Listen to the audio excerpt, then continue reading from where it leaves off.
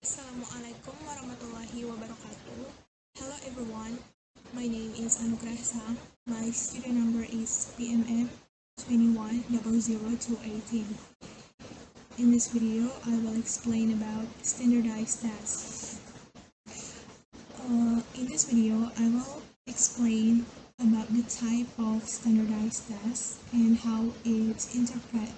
But before that, it's better for us to know that what is standardized test actually.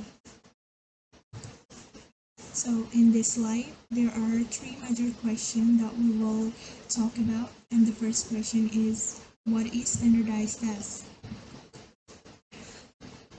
Based on references that I got, standardized test is a test that is administered, scored, and interpreted in a standard and consistent manner.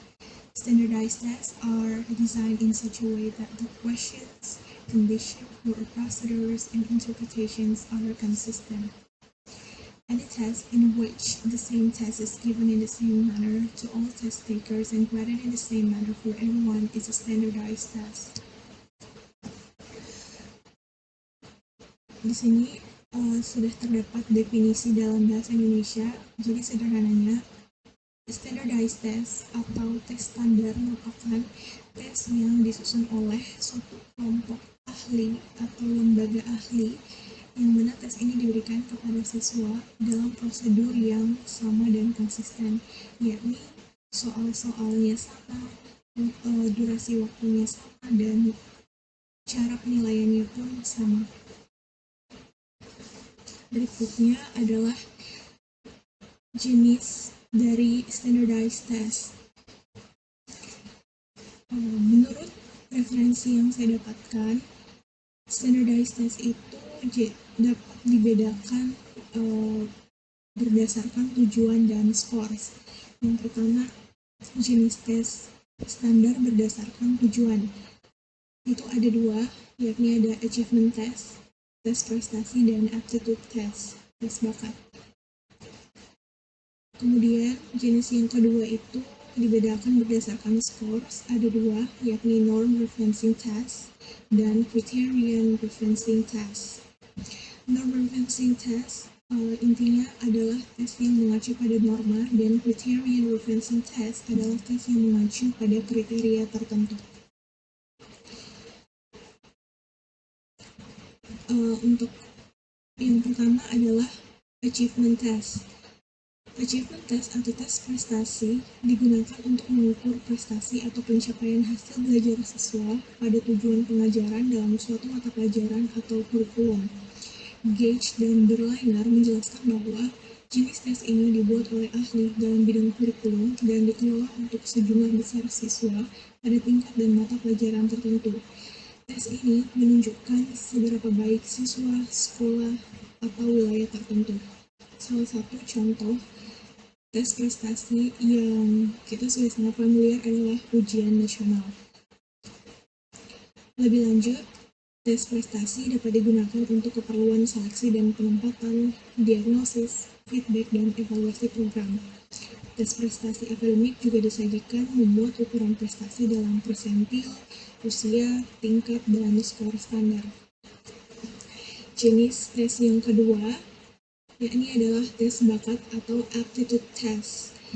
Tes bakat adalah pengukuran kognitif yang dirancang untuk memprediksikan sejauh mana individu akan mencapai kesuksesan sebelum mereka dilatih, dipilih, dan ditempatkan. Tes bakat sering juga disebut tes bakat skolastik atau tes kecerdasan bakat.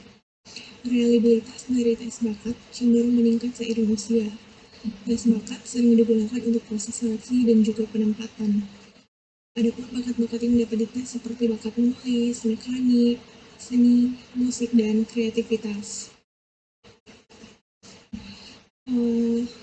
Tes bakat atau aptitude test itu juga meliputi beberapa tes-tes lain, seperti tes kecerdasan, contohnya Stanford Binet Wechsler. Kemudian ada tes bakat skolastik, tes kecerdasan akademik, tes minat, tes kepribadian, dan tes kemampuan umum.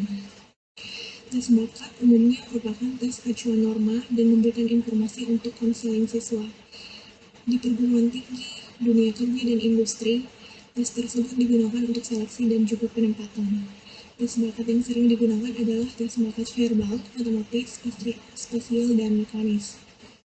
Ada beberapa contoh tes bakat yang kita sudah familiar. Contohnya adalah TPA atau tes potensi akademik yang biasanya kita dapatkan dalam ujian tulis berbasis komputer. Kemudian ada TOEFL dan IELTS, yakni tes validasi kemampuan berbahasa Inggris. Kemudian ada GRE, GMAT, dan lain sebagainya.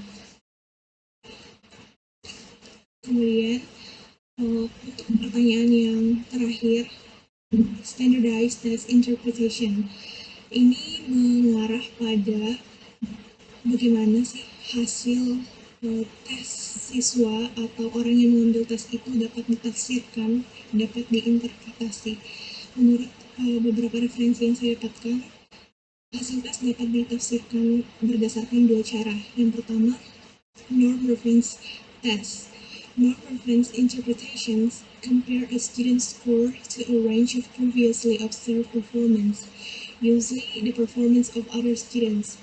How much a student knows is determined by his or her relative ranking within the norm group, the group of reference. Sederhananya,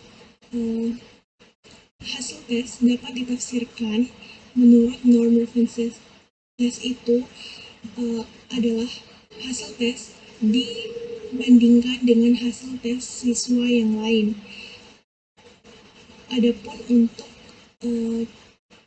yang kedua, hasil tes dapat ditafsirkan berdasarkan criteria reference test.